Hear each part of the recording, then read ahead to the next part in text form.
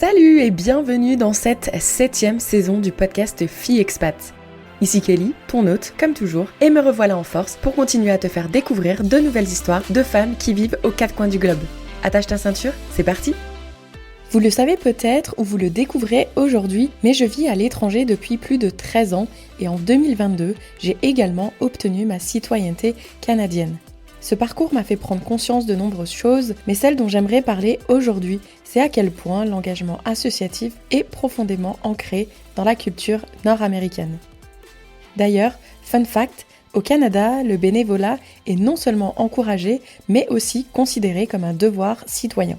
Offrir de l'aide aux membres de sa communauté fait partie des valeurs fondamentales du pays. Alors quand j'ai découvert le Podcaston, un événement qui rassemble des podcasteuses et podcasteurs pour mettre en avant les associations engagées, j'ai bien évidemment eu envie d'y participer. Mais quelle association mettre en avant ? Ce n'est jamais un choix facile, donc pour cette édition 2025, j'ai choisi de donner la parole à une fidèle auditrice de Filles Expat avec qui j'échange depuis de nombreuses années. Elle m'a parlé de l'association Enfants du Mékong et je dois vous dire que son engagement et son enthousiasme m'ont convaincue. J'ai donc décidé de lui faire confiance pour nous faire découvrir cette organisation qui lui tient à cœur. Dans cet épisode, elle nous raconte son expérience de volontariat aux Philippines puis en Thaïlande et partage avec nous les valeurs et les actions d'Enfants du Mékong. J'espère que cet épisode vous plaira. Très bonne écoute! Je te laisse du coup te présenter, si tu peux commencer par ton prénom, ton âge et la ville d'où tu nous parles actuellement. Alors, je m'appelle Marie-Neige, j'ai 34 ans et alors la ville où je suis actuellement, je sais même pas.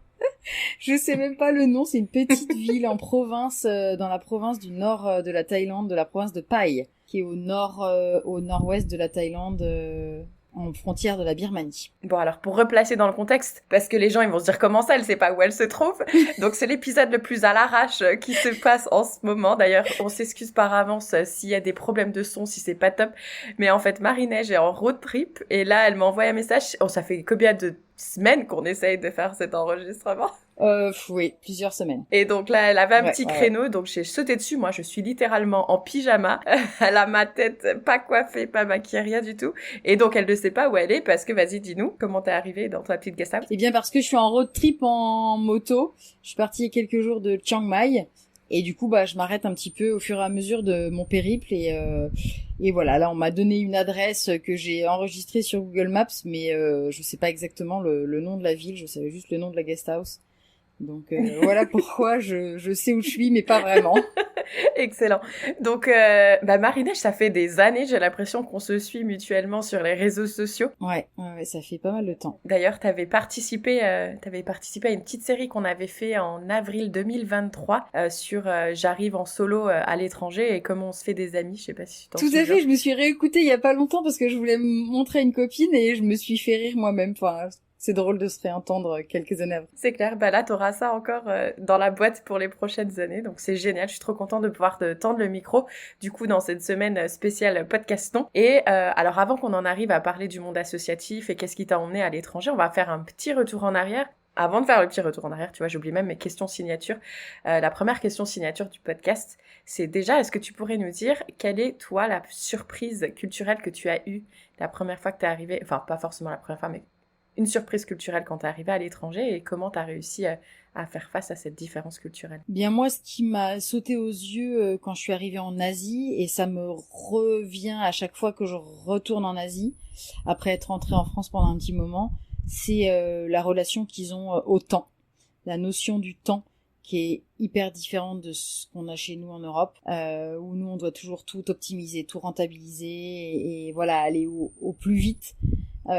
Ici c'est pas comme ça en Asie et moi ça me fait beaucoup de bien, mais c'est toujours une réacclimatation dans un sens et dans l'autre en fait. Et donc est-ce que du coup tu retournes régulièrement en Asie pour justement avoir ce petit shot de rappel de prends ton temps, les choses n'ont pas obligé d'être rapides En fait je crois que je retourne en Asie justement en effet pour chercher ça, mais plutôt parce qu'en fait ça me correspond tellement et ça me fait tellement de bien que j'ai besoin d'aller le chercher régulièrement pour pouvoir continuer à l'appliquer en France en fait, parce que en France il y a des moments où ça devient justement pesant et c'est aussi un petit peu difficile de s'extraire de cette espèce de rythme aliéné parfois, et qu'on n'a pas trop le choix aussi, hein, on subit, mais on se laisse embarquer par choix ou pas, mais voilà, on est dans la roue, et j'ai besoin de retourner en Asie régulièrement, ouais, pour me reconnecter un petit peu à un rythme plus naturel, je crois, en fait. Mmh. Ouais, et puis je pense que c'est aussi une question d'habitude. Quand t'as été habitué et que t'as évolué dans ce monde comme ça, c'est dur d'enlever une habitude, tu vois, et de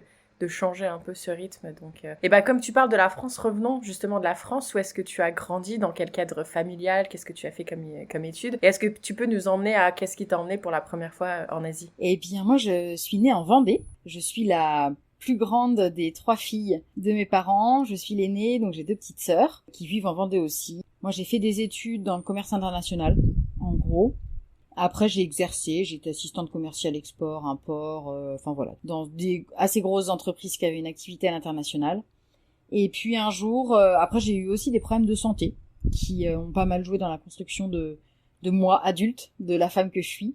Et puis un jour, voilà, la vie, les relations, peut-être les relations de couple que j'ai pu avoir, etc., m'ont amené petit à petit vers un départ en Australie. En premier, c'était ça mon premier grand voyage. J'ai fait un PVT en Australie. Et j'ai toujours eu en fait une envie d'ailleurs depuis toute jeune. J'avais un peu mis ça en sommeil avec mes relations, notamment une relation de couple. Et puis c'est revenu. Donc là, cette fois-là, je l'ai écouté. Et puis ça m'a emmené en Australie. Après, j'ai découvert un peu quelques autres pays, la Nouvelle-Zélande. Là, c'est là que j'ai découvert l'Asie aussi, après l'Australie. Et puis après, je suis revenue en France et j'ai décidé de repartir, mais dans un autre cadre, dans le cadre associatif justement, avec l'association Enfants du Mékong, en tant que volontaire. Est-ce que toi, t'avais des parents ou dans la famille, est-ce que t'avais des personnes qui voyageaient beaucoup, ou est-ce que c'est venu, je sais pas, peut-être en regardant la télé ou en lisant des livres, cette envie de voyager d'ailleurs? Non, j'ai pas une famille, on n'est pas des grands voyageurs. Nous, on partait en vacances toujours en France et pas très très loin de la Vendée. Bah aussi parce que financièrement, voilà, on était quand même 3 enfants et que on avait un niveau de vie assez limité, on va dire. Et enfin, j'ai découvert plus tard finalement que ma maman avait un petit peu aussi des envies d'ailleurs, mais c'était une autre génération, elle a jamais eu la possibilité de laisser ça s'exprimer. Et en fait, c'est quand je suis partie en Australie, elle m'avait fait un petit courrier, elle m'avait dit tu l'ouvriras que dans l'avion. Donc comme dans les films, dans l'avion, j'ouvre le petit courrier. Et elle me disait un petit mot, merci de vivre le rêve que j'ai toujours eu, merci de me permettre de le vivre à travers toi. Donc forcément, comme dans les films, hein, je fonds en larmes, mais j'étais surprise parce qu'en fait, je savais pas ça de ma maman, qui avait cette petite graine-là. Donc finalement, voilà, c'était en sommeil peut-être, mais ça, en tout cas, moi, j'ai jamais été habituée à voyager étant petite ou même à l'adolescence, quoi. Est-ce qu'elle a eu l'opportunité de venir te voir à l'étranger? Alors, ils ont pas pu venir me voir en Australie. Mais par contre, alors bon, j'ai eu malheureusement, après j'ai fait ma première mission aux Philippines. Mes parents devaient venir aux Philippines, mais mon papa a eu des gros problèmes de santé, donc du coup ça s'est annulé au dernier moment.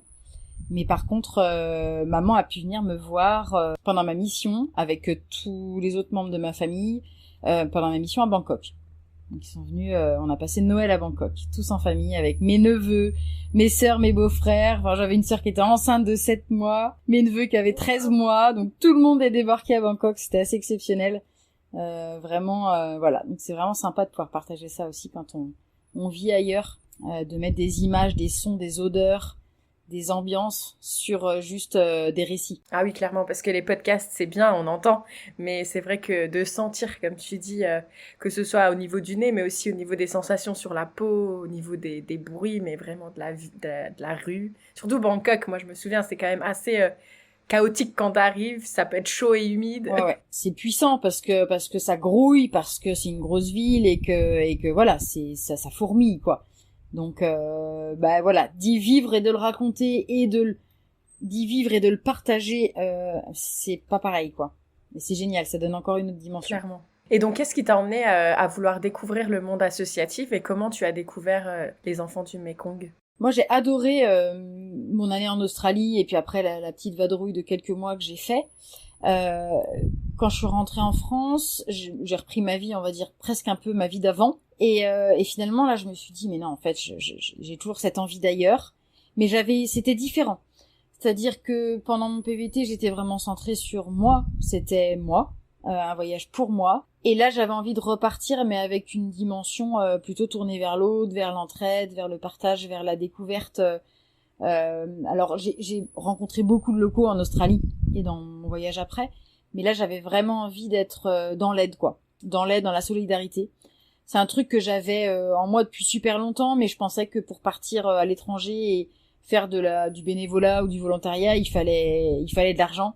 Parce que dans ce que j'avais pu regarder, ça coûtait cher, fallait payer l'aller-retour, payer le séjour sur place, plus donner un petit peu, faire des donations, etc. Donc c'était pas, moi j'avais pas les capacités financières. Et puis finalement, j'ai creusé un peu sur ça et j'ai découvert le statut de volontaire de solidarité internationale, donc VSI.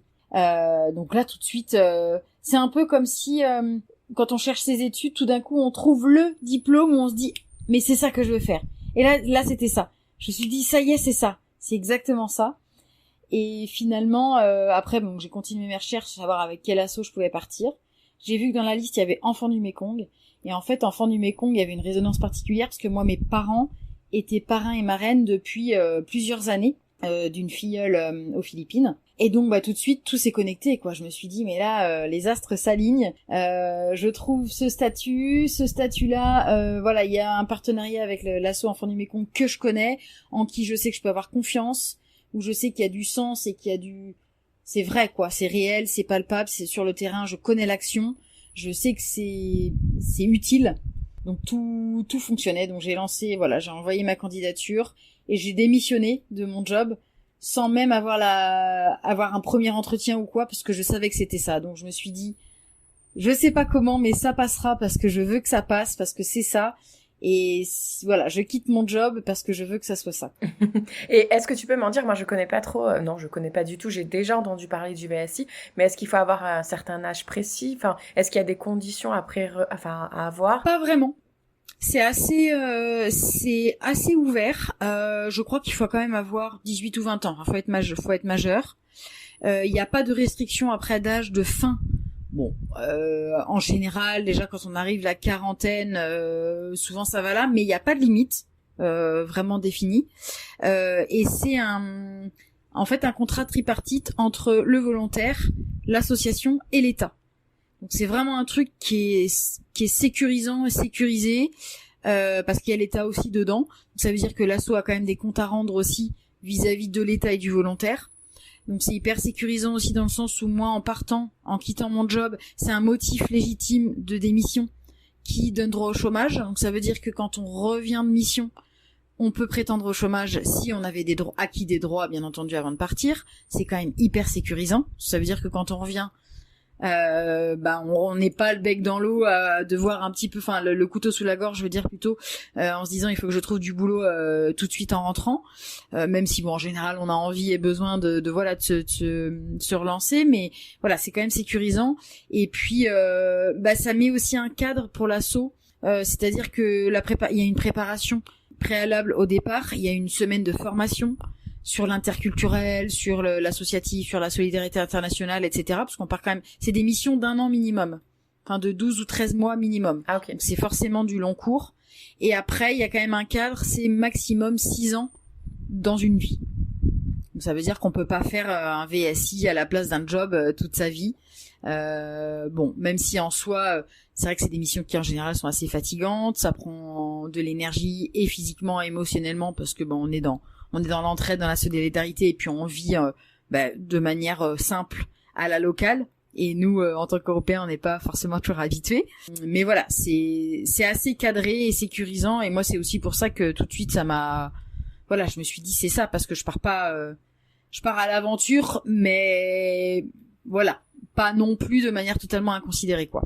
Ouais, et là, parce que est-ce que le gouvernement, est-ce qu'il finance ton billet d'avion? Est-ce qu'il finance des choses? C'est pas le gouvernement, c'est l'asso, pour le coup, qui finance tout ça. Le gouvernement, je crois que la partie qui finance, ça équivaut à peu près à l'assurance. Parce qu'on doit avoir une assurance pendant l'année de mission. Donc je crois que ça équivaut à ça. Et après la mission, c'est l'asso. Donc nous avec l'asso, par exemple, moi dans l'exemple que j'ai vécu, on avait une cagnotte tout au long de l'année de mission. Et puis on essayait de récolter des fonds pour financer la mission. Mais il y a aussi en général l'asso, il y a des donations externes. extérieurs, de donateurs, voilà, qui peuvent venir financer les missions des volontaires. Ok. Et donc là, toi, tu avais choisi l'asso, mais est-ce que tu as pu choisir la destination ou est-ce que c'était vraiment en fonction des besoins de l'association? Alors, ouais, on choisit pas la destination. On a le droit d'émettre des souhaits. Alors déjà, ça dépend de l'asso, parce que si l'asso elle a un pays d'action, voilà, c'est facile, il y a pas à choisir. Nous, Enfants du Mékong, il y a 6 pays d'action. Donc, moi, j'avais émis 2 souhaits principaux qui étaient les Philippines et la Thaïlande, mais tout en sachant que peut-être que je serais envoyée au Cambodge, au Vietnam, en Birmanie ou au Laos, et que moi je leur avais dit de toute façon, voilà, moi j'ai 2 pays qui m'attirent, sans trop savoir pourquoi en plus, hein, voilà, c'était vraiment un attrait peut-être plus touristique que voilà, mais moi je leur avais dit de toute façon, moi je veux être à un endroit où je me sens utile, où il y a besoin. Après, peu importe où c'est. Si je sais que je suis utile et que je réponds à un besoin, ça matchera. Mmh. Est-ce que tu avais dû mettre en avant certaines compétences? Oui, compétences. Je dirais que c'est plutôt de la motivation, à savoir quelle est notre démarche en tant que de volontaire. Pourquoi, qu'est-ce qui nous anime en fait dans cette démarche-là? Et justement que l'objectif c'est pas de visiter un pays, de découvrir un pays, mais d'abord de venir en aide, d'abord d'essayer de réduire l'injustice internationale, on va dire, dans certains domaines, et puis bien entendu que par ce biais-là, on découvre un pays. Mais voilà, l'objectif premier, c'est pas du tourisme, bien entendu, quoi. Oui, parce que là, en plus, tu nous disais, tu pars pendant 1 an, mais sur ces 1 an, on va quand même te donner quelques jours de congé, j'imagine que c'est pas du 7 jours sur 7? Oui, alors en fait, c'est pas un job, mais il y a quand même un cadre, de par le VSI aussi, donc on a plus ou moins 5 semaines de vacances si on veut. Mais en fait c'est tellement des années un peu c'est hors du temps une mission, donc bien entendu que sur une semaine complète je peux être 7 jours en action pour l'asso, mais en même temps c'est pas un rythme de travail 9h-17h ou 8h-18h ou peut-être qu'il y a des moments où ma journée allait commencer très très tôt et ou terminer tard, mais en même temps j'avais aussi des moments de journée où on était simplement dans le partage. Enfin voilà, c'est tellement différent d'un job que on quantifie différemment, mais malgré tout, on a quand même des moments où on a le droit d'être off, et c'est important d'ailleurs, et nous en tout cas Enfants du Mékong nous pousse à prendre des moments pour nous off, parce que pour le bien de la mission, pour notre bien-être et pour le bien de la mission, c'est essentiel en fait, parce que sinon on s'épuise. Clairement. Mais je pense que c'est bien de le rappeler que ce genre de mission-là, comme tu l'as précisé même en amont, c'est tu le fais pas dans un but touristique, tu le fais pas dans un but de voyage. C'est vraiment tu veux donner ta personne pour le bien des autres. C'est ça. Pour l'entraide, et que ça va être vraiment ça pendant 1 an. Alors après, il y a des gens qui disent oui, mais pourquoi tu fais pas ça en France alors dans ce cas-là? Et j'entends la question, mais parce que justement moi être ailleurs, être en dehors des frontières, être dans un autre pays, moi ça c'est quelque chose que je vais chercher. Mais voilà, du coup ça me permet en effet de partir en VSI, ça me permet de combiner cette envie d'ailleurs avec cette envie et ce besoin d'être solidaire et d'être dans l'entraide, etc. Mais voilà, en effet je pourrais aider dans mon pays, mais ça m'apporte aussi moi personnellement d'être ailleurs. Ça c'est vraiment un truc perso, et puis on peut faire les deux aussi dans une vie de toute façon. Non, et puis en plus, est-ce que c'est pas une réalité que certains pays d'Asie ont quand même besoin de plus d'entraide que nous on en aurait besoin? Je crois, et puis il y a déjà beaucoup de systèmes d'aide en France. Il y a aussi des systèmes d'aide en Asie, il y a aussi d'autres associations, etc. Et l'État aussi parfois de chaque pays est actif. Mais malgré tout, on est quand même sur des niveaux de besoins qui sont différents en tout cas. Donc est-ce que tu te souviens du moment où tu as reçu justement, où là ça commence à se concrétiser, où on t'a annoncé le pays, la destination, où on t'a annoncé un petit peu plus d'infos? Comment tu t'es ressentie à ce moment-là? Ah ouais, je me souviens, j'ai les images, je regarde mon téléphone, je vois que j'ai un mail et que c'est un mail où on me donne ma mission.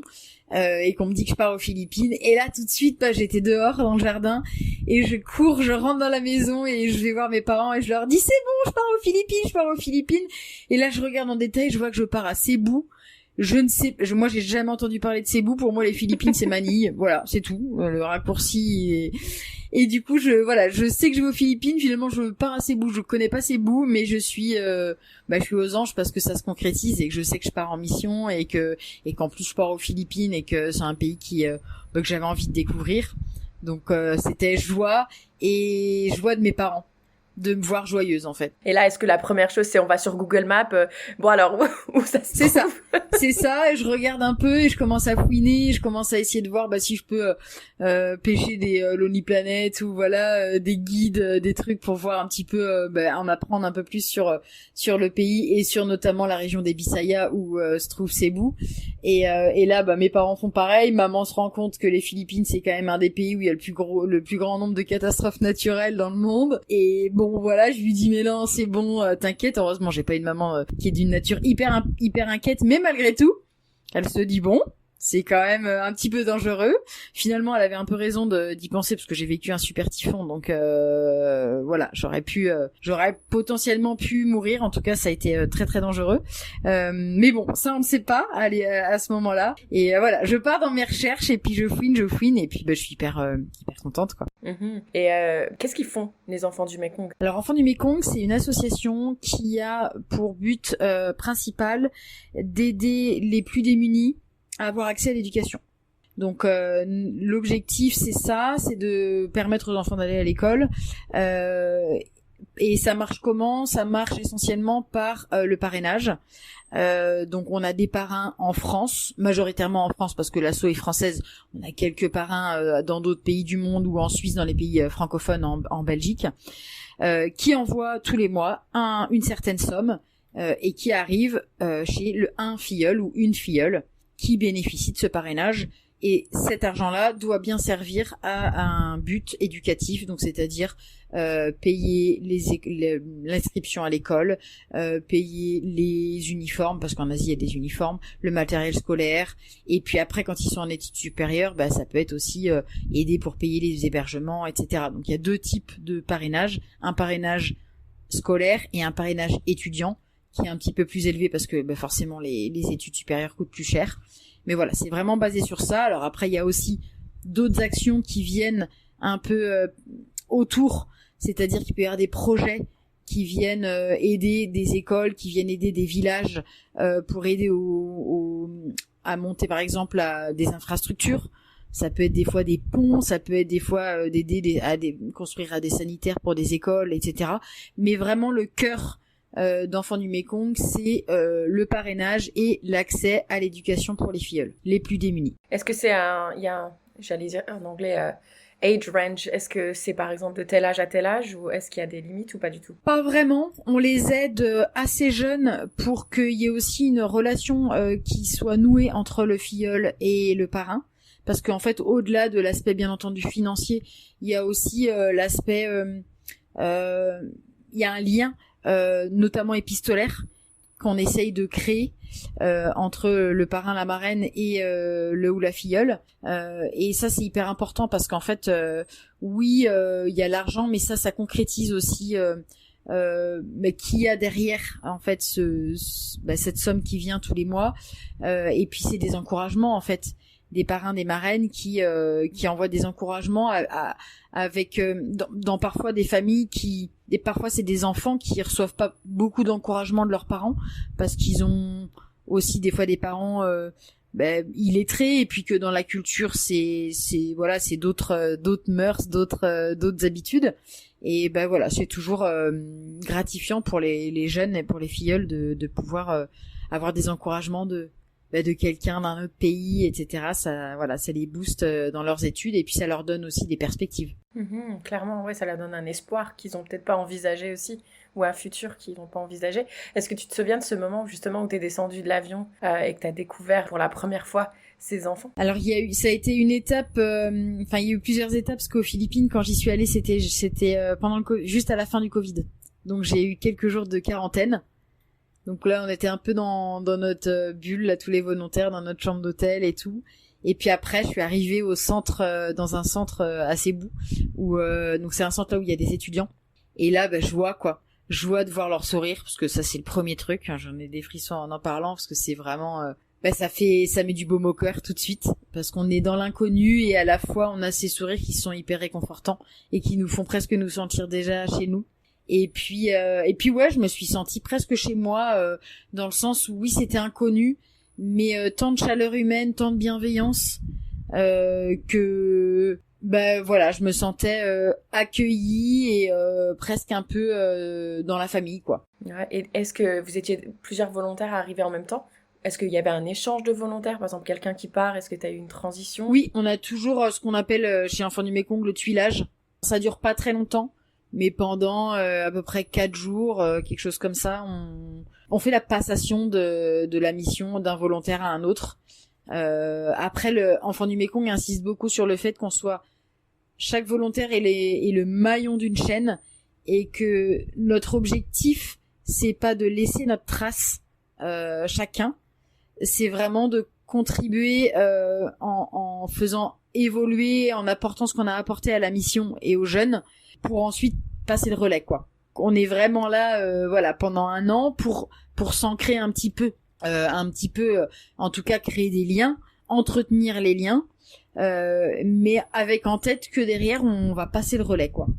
C'était quoi les tâches que tu as eues, qu'on t'a transmis et que tu allais devoir faire perdurer pendant 1 an? En gros, c'est vraiment, en tant que volontaire, moi j'étais coordinatrice de programme quand j'étais aux Philippines, c'est vraiment d'être un peu les yeux et les oreilles du siège sur le terrain, pour pouvoir être dans le concret, comprendre le besoin, entendre, écouter le besoin, surtout pas le créer, ça c'est hyper important.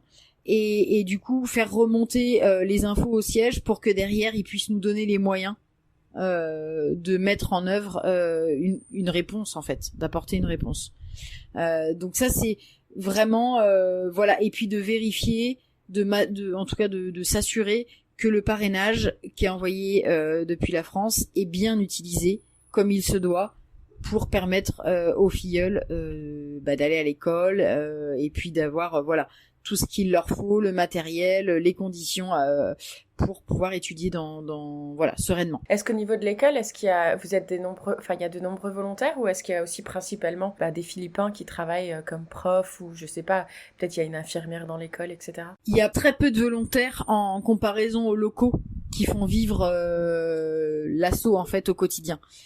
Tous les responsables des programmes, donc un programme c'est un groupe de jeunes, en fait, qui vont à l'école et qui sont soutenus par EDM, et les responsables de programme c'est tous des locaux. Et c'est comme ça que l'asso fonctionne, c'est-à-dire qu'on s'appuie sur les locaux, et parce que c'est eux qui savent, c'est eux qui connaissent. Au moins on n'apporte pas. Notre objectif c'est vraiment d'être un soutien, une béquille presque. Mais c'est pas nous qui arrivons en disant oh là là, moi je pense qu'il faudrait faire ça, pas du tout. C'est le responsable qui nous dit ouais, là tu vois il galère parce que ci, parce que ça, ou alors il nous présente simplement l'école et il nous dit oui, par exemple il y a 2 sanitaires pour tous ces élèves, etc. Donc c'est un petit peu la galère. Et voilà, là ça allume un peu des petites lumières, et là on se dit peut-être qu'on pourra apporter des choses. Mais c'est vraiment pas nous qui essayons de tout de suite venir apporter un regard et de venir corriger ce qui nous semble défaillant. Parce qu'en fait, nous on vient avec notre regard d'Européens, avec nos besoins d'Européens, et en fait ça colle pas la plupart du temps avec les besoins des locaux, parce que on a des vies et des besoins différents. Donc voilà, c'est pour ça que c'est comme ça que ça fonctionne chez Enfants du Mékong. Énormément de responsables locaux qui sont hyper précieux, et nous on est là en soutien pour leur apporter des ressources. Je trouve ça génial parce qu'en plus d'aider des enfants, tu crées de l'emploi aussi chez l'adulte. Et j'imagine même que certains enfants vont peut-être vouloir à un moment donné travailler, d'être de l'autre partie de cette mission, et je trouve ça chouette. En fait, il y a 2 volets, c'est-à-dire que les responsables locaux, c'est que des bénévoles. Ah, il y a des bénévoles. Ouais. Donc je dirais que c'est même encore presque plus puissant, parce qu'on est vraiment dans la solidarité pure et dure. Et on a en effet des filleuls qui, une fois qu'ils ont un job, une situation, deviennent responsables locales, responsables de programme, parce qu'ils ont envie d'aider à leur tour.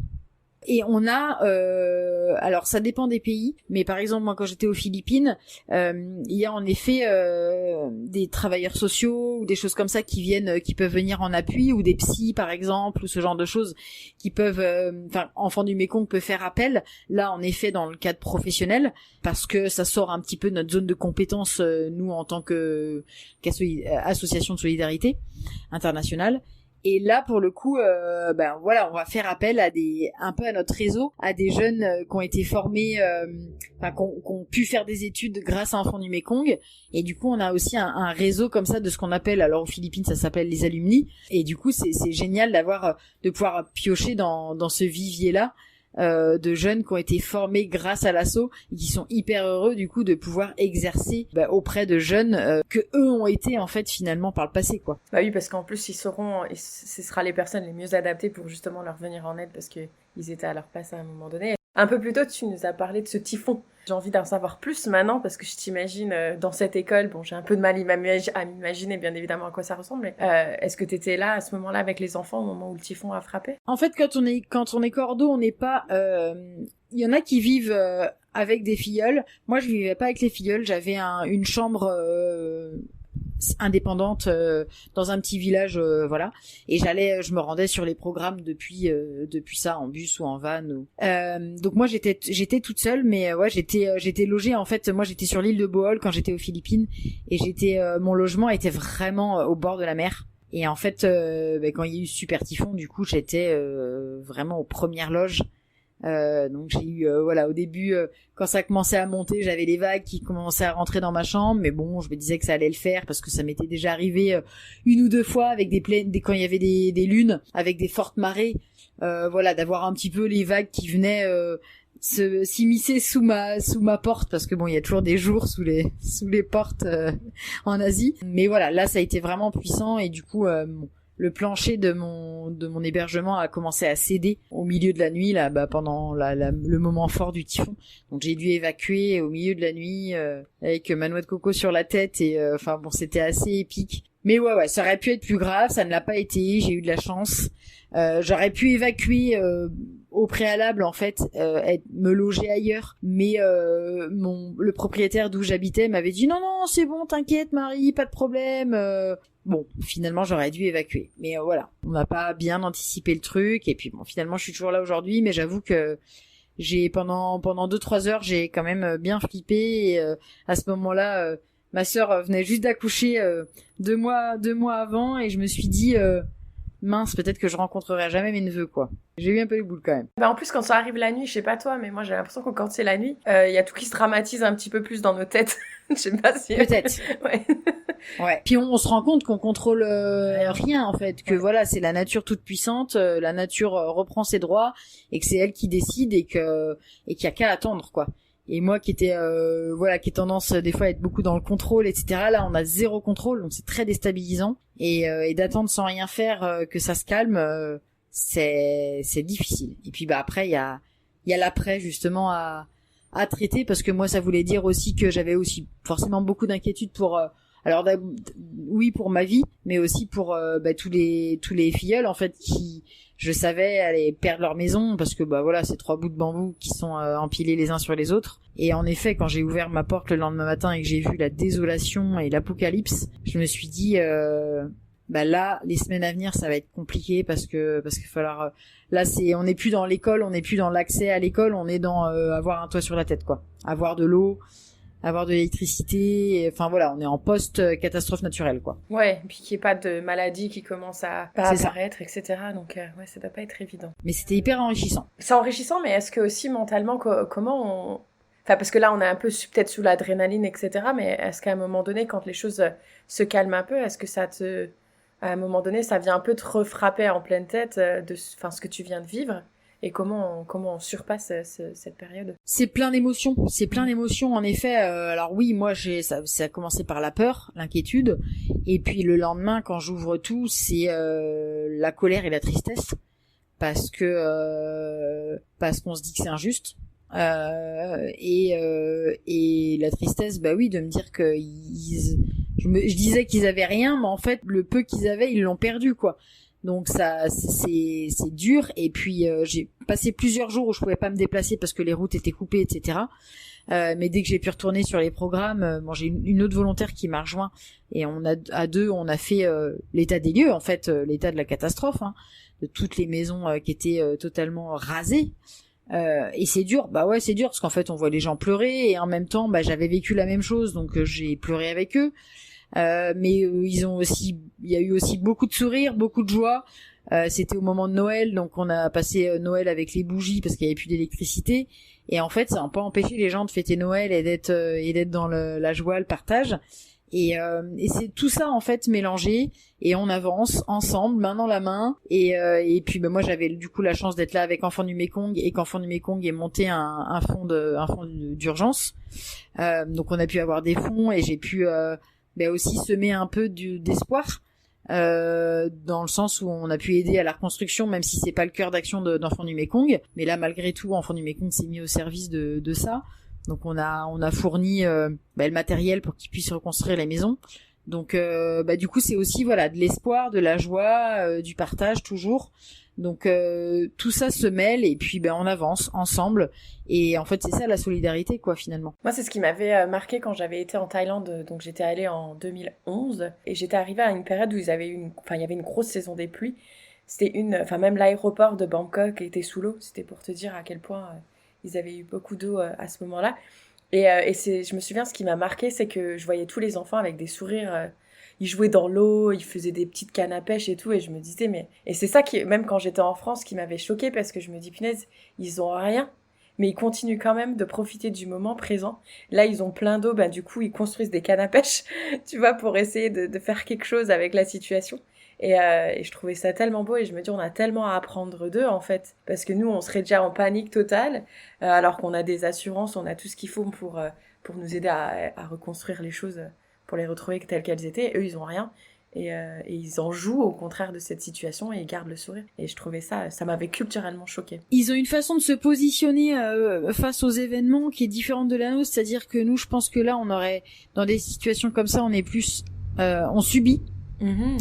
Alors que eux, ils prennent ce qui vient. Ouais. Et en fait, ça change la donne, parce que finalement, c'est un positionnement qui est, on le vit, c'est vécu avec moins de difficultés. C'est juste comme ça, et on prend ce qui vient parce qu'on n'a pas la maîtrise sur tout, et que oui, il y a des choses qui sont plus faciles, qui se prennent plus facilement que d'autres, mais malgré tout, c'est leur philosophie, et ils avancent pas à pas. Mais clair. Après, parce que c'est un tout aussi, ils anticipent beaucoup moins, ils ont beaucoup moins aussi, donc ils perdent beaucoup moins. Donc alors oui, ils ont beaucoup moins, donc ils perdent beaucoup moins, mais en même temps le peu qu'ils ont, c'est l'essentiel. Donc ils perdent moins, mais ils perdent beaucoup quand même. C'est totalement différent, mais c'est vrai qu'ils ont une philosophie qui fait du bien parfois, parce que ça fait prendre un petit peu de recul, quoi. Ça fait du bien, mais je trouve que la difficulté après, c'est aller quand toi tu rentres en France. Moi je me souviens, c'est ça qui avait été difficile pour moi, c'était de revenir et d'entendre les gens râler pour des broutilles, mais je me disais mais tu te fous de moi à me dire ça, parce que là je viens de voir des choses dingues. Toi justement, parce que j'imagine, est-ce que t'es resté 1 an en Philippines et ensuite t'as enchaîné sur la Thaïlande, ou est-ce qu'il y a eu un petit retour en France? Je suis rentrée 3 semaines. On peut rentrer entre les 2 missions. Moi, je suis rentrée 3 semaines, mais en fait, on n'a pas le temps. On profite de nos proches, voilà.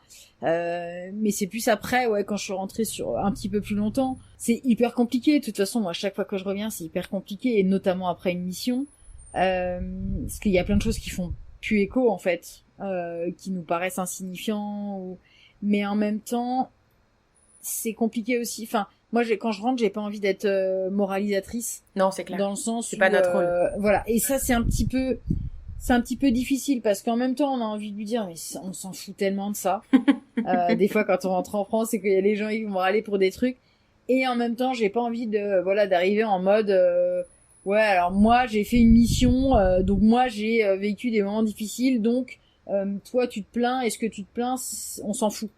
Ben non, parce qu'en fait c'est une autre échelle, et que c'est d'autres vies, et que voilà, c'est différent, mais c'est difficile de se réajuster, et c'est pour ça que je crois qu'à chaque fois je repars, parce que j'ai besoin d'avoir moins. Quand je rentre en France, à chaque fois je dis j'ai trop, j'ai trop et je sais plus faire avec tout ça et j'arrive plus à me connecter en effet avec plein de choses, plein de préoccupations qui me paraissent inutiles, futiles ou alors que j'ai pas envie d'être dans le jugement pour autant quand je rentre et de dire que ce pourquoi tu te plains pour moi ça en vaut pas la peine. C'est juste que on se base pas sur, on a des bases différentes quoi. Mais clairement. Ouais, c'est compliqué. C'est compliqué parce qu'à chaque fois tu dois réajuster un peu ton échelle, ta baseline, etc. Et c'est vrai que on nous apprend pas à faire ça, donc c'est vrai que c'est pas évident. Mais j'en parlais encore ce week-end avec des amis, c'est que je disais il y a aucun pays qui est parfait. Chaque pays a sa façon de vivre, chaque pays va avoir ses pour et ses contre. Après c'est à nous de choisir dans quoi on a envie de passer le plus de temps, là où on se sent le mieux, là où on pense qu'on se peut-être on subit moins les choses, comme tu disais, tu as utilisé le mot subir et j'aime bien ça, où on sent qu'on subit moins les choses et on les vit plus qu'on les subit. Et je pense que c'est surtout ça, j'ai pas envie d'être philosophique, mais il faut apprendre à choisir une vie où on sent qu'on la vit et pas qu'on la subit. Je pense que c'est ça surtout qui est important. Complètement, et je crois qu'il y a des connexions qui se font. Enfin, moi, je sais que la première fois que j'ai mis les pieds en Asie, je me suis dit, en fait, c'est peut-être ici chez moi, quoi. Mm-hmm. Et c'est difficile parce que ça veut dire que chez moi, c'est loin de mes proches, de ceux que j'aime, qui constituent mon essence et dont j'ai besoin. Mais malgré tout, dans l'environnement, dans l'atmosphère, dans les préoccupations, dans la philosophie, dans certaines valeurs, je me sens mieux en Asie, quoi. Mm-hmm. Et à la fois, je suis toujours contente de rentrer en France parce que il y a plein de positifs en France et que ceux que j'aime, ils sont en France. Non pas qu'il y a pas de gens que j'aime en Asie, mais voilà, ma famille, c'est mon cœur, c'est mon socle, et eux, ils sont en France. Mais ouais, on peut être chez soi dans un autre pays où on est né, parce qu'il y a une espèce de connexion un peu spirituelle. Alors, comme toi, je veux pas rentrer non plus dans la philosophie ou quoi que ce soit, mais c'est un peu difficile à exprimer, mais je pense que voilà, il y a des fois pas mal de facteurs quand on ligne de compte qui font que tu peux te dire ici, enfin moi je sais que quand j'arrive en Thaïlande, chaque fois je fais les premiers pas et je me dis je suis à la maison quoi. Ouais, c'est fou ce ressenti. Et je suis à la maison aussi quand je rentre en France. Donc c'est ça qui est cool, c'est qu'en fait j'ai l'impression de tout le temps rentrer. Je pars tout le temps mais je rentre tout le temps. Donc c'est plutôt cool. T'as des maisons partout, c'est génial. Ouais, c'est ça. Et là, du coup, t'as été te chercher une maison en Thaïlande. Qu'est-ce qui a fait que du coup, tu t'es dit, écoute, j'en ai pas assez en Philippines, je vais aller ailleurs. Comment ça s'est passé cette prise de décision? En fait, moi, la première année que j'ai fait de volontariat, c'était une année très intense parce que, alors déjà, c'est la première année, donc tu découvres tout, donc c'est forcément d'une intensité qui n'a pas son pareil. Mm-hmm. J'ai eu Super Typhon qui m'a quand même ça a été ça a été 2 mois de mission off, c'est-à-dire où j'ai pas fait ce que j'étais censée faire dans le côté éducatif, etc. avec les filleuls, mais où j'étais en gestion post-catastrophe naturelle. Et puis quelques mois après, j'ai perdu mon papa. Donc méga intensité dans l'émotion, dans le vécu et tout ça. Donc finalement cette année-là, elle a été tellement intense qu'elle est passée comme l'éclair. Et je me suis dit, en fait, j'ai encore envie, j'ai encore besoin d'apporter ma pierre à l'édifice Enfants du Mékong pour une année supplémentaire. Donc du coup, voilà, j'ai demandé à enchaîner sur une autre année. Alors ça arrive régulièrement qu'il y ait des volontaires qui fassent une seconde année. Mais après, voilà, je suis partie sur une mission différente. Mais le cœur de l'action de toute façon est toujours le même quoi. Et là est-ce que ils ont pris en compte le vœu que tu voulais faire partir en mission en Thaïlande ou est-ce que ça a été un petit hasard? Là pour le coup en 2e année c'est un peu différent parce qu'ils nous connaissent très bien. Nous on connaît aussi un petit peu plus toutes les missions parce qu'on parle entre volontaires pendant l'année et on se dit tiens ça pourrait bien coller avec ce que j'aurais envie de faire et avec nos compétences, notre profil. Donc on dit un petit peu plus ce sur quoi on irait. Donc moi je sais que pour la 3e année ils m'ont fait 3 propositions de mission, une au Cambodge, une aux Philippines et une en Thaïlande. Et du coup moi j'ai choisi la mission proposée en Thaïlande. Qu'est-ce qui a fait qu'en Thaïlande ça t'appelait plus cette mission? Alors déjà parce que la Thaïlande m'appelait parce que je connaissais le pays, que j'adorais le pays et que j'adore ce pays, et parce que la mission était vraiment ça collait vraiment avec ce que j'avais envie de faire et ça m'emmenait un peu plus sur un volet professionnel pour me relancer après potentiellement dans le milieu pro, peut-être en France ou pas, mais voilà, ça matchait bien avec moi les perspectives qui se dessinaient, même si c'était très très flou. Mais en tout cas, ça me parlait bien comme mission, et dans le concret et dans ce que ça pouvait m'apporter comme compétences pour la suite. Ok. Et donc là, tu as terminé cette année en Thaïlande. Tu l'as terminé à quel moment? J'ai terminé en 2023 en Thaïlande. Parce que là, t'es encore en Thaïlande. Qu'est-ce qui s'est passé entre les deux? Entre les deux, avant ma fin de mission, j'ai commencé à bosser pour une agence de voyage locale basée dans le sud de la Thaïlande. Que voilà, quand j'ai fini ma mission, j'ai tout de suite enchaîné. J'ai même eu un peu, ça s'est chevauché. Donc j'ai enchaîné avec ça. Donc quand à la fin de ma mission, ma maman est venue en Thaïlande, on a passé 3 semaines ensemble en Thaïlande. Moi, j'ai commencé à bosser pour l'agence en même temps. Je suis rentrée en France pour l'espace de quelques mois, je sais plus, 2 mois, je crois. Puis je suis repartie en Thaïlande, du coup, mais là, avec la casquette agent de voyage, quoi. Mais là, est-ce que tu as un visa en particulier? Parce que là, tu passes de statut de volontaire à travailleur, non? Non. Donc là, visa touriste. Donc moi, j'ai monté mon auto-entreprise en France. Ah, ok. Et du coup, je proposais des prestations de services à l'agence. C'est comme ça qu'on faisait. Alors à ce moment-là, c'était 30 jours le visa, enfin l'exemption de visa, renouvelable 30 jours. Donc je pouvais faire 2 mois. Après, il fallait que je sorte du territoire pour pouvoir re-rentrer, pour relancer un peu le compteur. Donc voilà, j'ai fait comme ça quelques mois en Asie. J'étais sortie au Laos, puis après j'étais re-rentrée en Thaïlande. Après, je suis rentrée en France pour l'été. Je suis revenue après en Thaïlande. Donc voilà. Et là, j'ai quitté l'agence de voyage et là, je suis en Asie sous la casquette touriste, 100% touriste. À kiffer la vie. Ouais, c'est ça, complètement. Ouais, on voit que tu kiffes. À chaque fois que je regarde tes photos, tu fais rêver. Entre tes photos de plage paradisiaques, tes endroits où tu dors dans ta tente, c'est vraiment magnifique. Ouais, un peu de tout. Là, j'ai vraiment... Ce qui est génial, c'est que, bon, j'adore la Thaïlande, mais je continue après. Les gens, ils me demandent, ça fait combien de fois que tu vas en Thaïlande? Bon, je sais plus. 5 fois, 6 fois, enfin, je sais plus trop.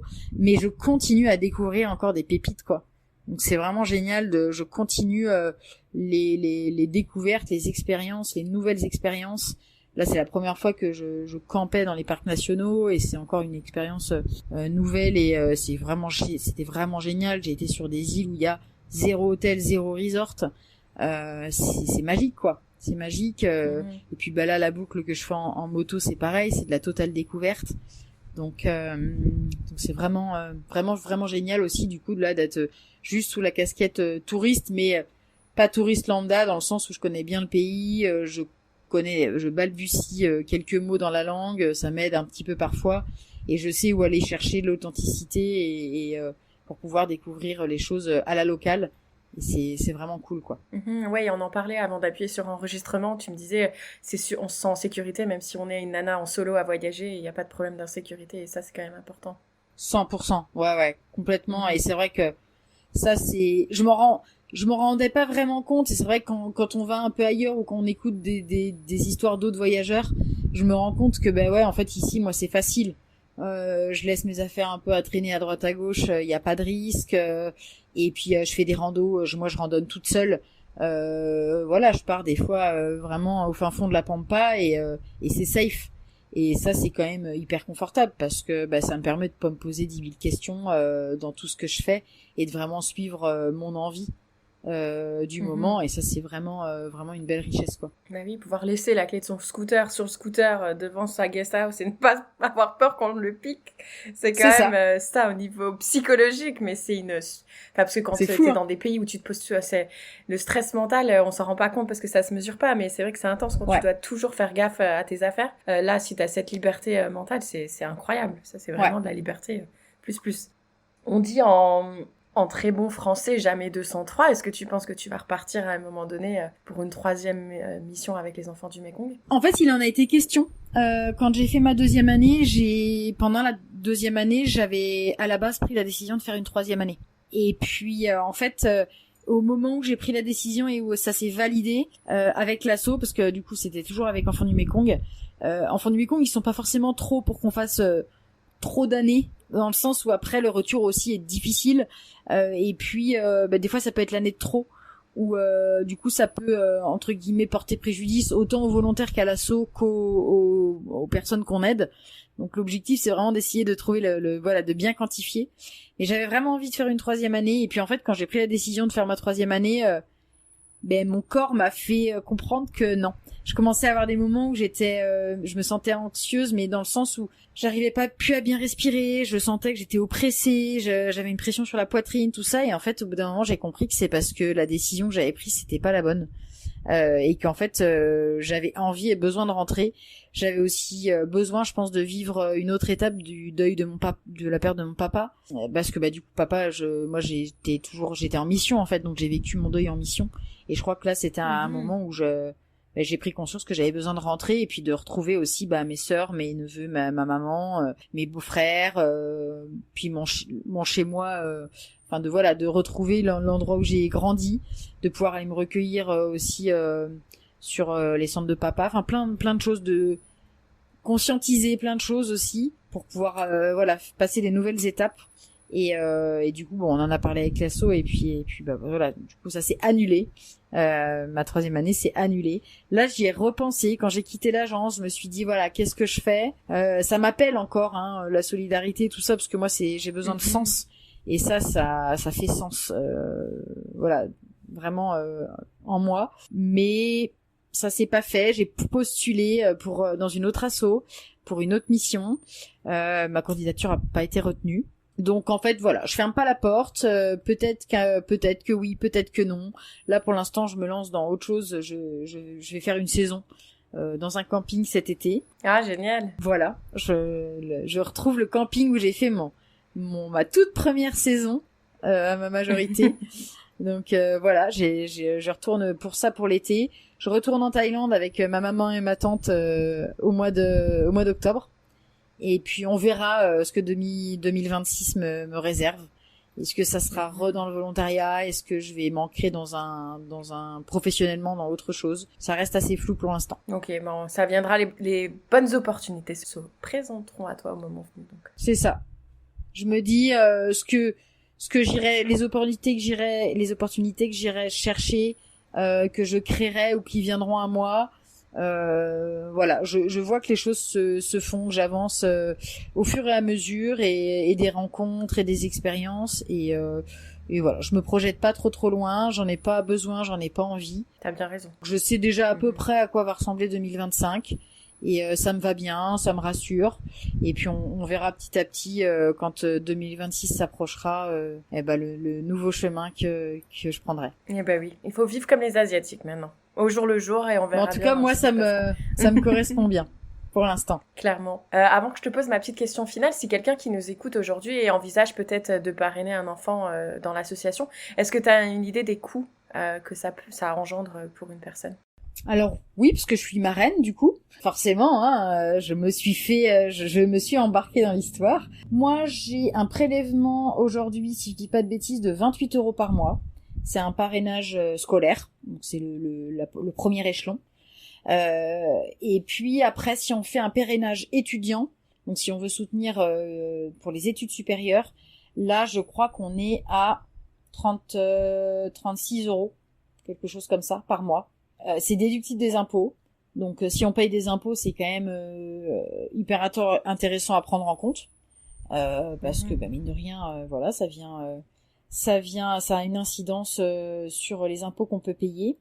Et puis même sans ça, honnêtement, moi, vous voyez, j'ai une situation, comme on peut le voir, j'ai une situation pas très stable, donc avec des revenus un petit peu en dents de scie, et malgré tout, une 30aine d'euros par mois, je pense que quand même la grande majorité des gens, des Français, peut l'absorber. Dans le sens où, 30 € dans un mois, c'est peut-être une sortie resto en moins, c'est peut-être une sortie ciné-resto, ou une activité qu'on fait en moins, et on sait pourquoi. En contrepartie, ça a du sens. Moi, je suis garante, je sais où va l'argent, je sais que ça sert vraiment à la filleule ou au filleul pour ses frais scolaires, ses frais de scolarité. Donc je pense qu'on est beaucoup à pouvoir se le permettre Moi, je me suis dit, je vais attendre d'avoir une situation stable, comme ça, voilà, ça me rassurera, etc. Puis finalement, en fait, je me suis dit, mais non, parce que finalement, moi, je fuis la stabilité, donc ça veut dire que sinon, je parrainerai jamais. Et en fait, aujourd'hui, je parraine, et je parraine avec des revenus aléatoires, et ça fonctionne bien, parce que, voilà, c'est aussi où on met les priorités, quelles sont nos envies, quels sont nos choix dans nos finances. Et je pense qu'une 30aine d'euros par mois, quand on sait pourquoi, où ça va, et ben en fait, on fait en sorte que ça fonctionne. En tout cas, j'encourage parce que c'est des belles actions et ça peut être des belles relations qu'on noue avec un ou une filleule. Donc c'est génial. Clairement, et est-ce qu'on a des nouvelles de l'enfant qu'on parraine? Est-ce qu'on reçoit, je sais pas, peut-être des photos, des messages? 3-4 fois par an, normalement, ils sont censés, les filleuls, envoyer des nouvelles aux parrains marraines. Alors quand ils sont plus jeunes, des fois c'est un petit peu plus compliqué quand ils savent pas encore écrire. Mais après, quand ils grandissent, il y a des photos et nous on peut envoyer des photos aussi. Donc là, moi par exemple, il y a 2 semaines, j'ai envoyé un petit courrier à ma filleule. Je lui ai envoyé quelques photos. Je lui ai dit tiens regarde, je suis allée là et là en Thaïlande. Je suis allée la rencontrer. On peut aussi, quand on voyage, aller rencontrer sa filleule. Donc ça c'est vraiment génial et c'est hyper important ce lien-là qu'on noue entre parrain, marraine et filleule. Génial. Merci beaucoup de nous avoir partagé toutes les coulisses de cette association. Je mettrai bien évidemment toutes les descriptions vers le site internet dans la description de cet épisode pour celles et ceux que ça intéresse d'en découvrir un petit peu plus, et je vous invite à le faire même si vous pouvez pas vous engager financièrement aujourd'hui, mais peut-être l'envisager pour demain. Ça serait vraiment génial. Et Marie-Neige, je vais poser ma petite question finale. Tu connais le podcast, tu l'écoutes depuis longtemps. Donc la petite question signature, c'est quelle est la plus grande leçon que tu as appris sur toi-même en vivant à l'étranger? Alors je sais pas si ça peut être une leçon, mais moi j'ai l'humilité qui me vient dans le sens où en partant en mission, c'est clairement une valeur clé. Et en fait on apprend vraiment que on n'a pas toujours raison. Et que même des fois quand on a envie d'aider, qu'on vient toujours avec notre vision, nos besoins, notre système de référence, et que quand on essaie de mettre ça un petit peu, de prendre de la distance avec tout ça et d'observer, d'écouter pour saisir vraiment comment ça fonctionne ailleurs, on a plein de choses à apprendre.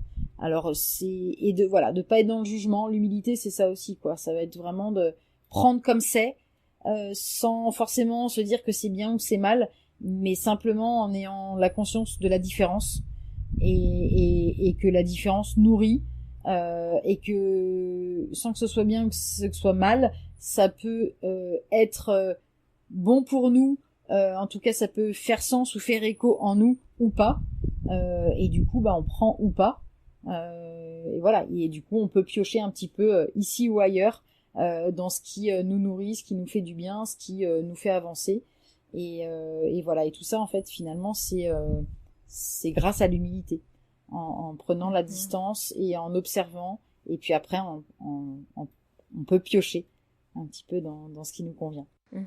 Même je pense que pour soi-même, tu vois, parce que des fois je pense que si on n'a pas cette humilité, ça peut, tu vois, on peut par exemple s'énerver facilement. Enfin, je pense que même de façon au niveau de la santé, pour son rythme cardiaque, sa pression artérielle et tout ça, ça peut nous faire que du bien en fait comme leçon de vie.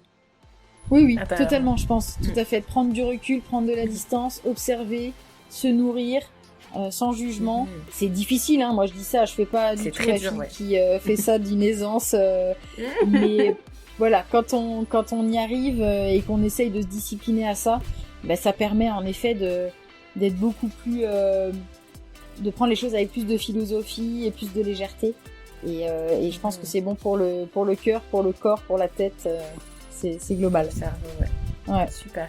Marie-Neige, merci beaucoup d'avoir pris de ton temps pendant ce petit voyage. Avec grand plaisir. Et puis merci beaucoup de nous avoir partagé tout ça. Et de toute façon, on continue à se suivre. Absolument. Et je te dis à très vite. À très vite, merci.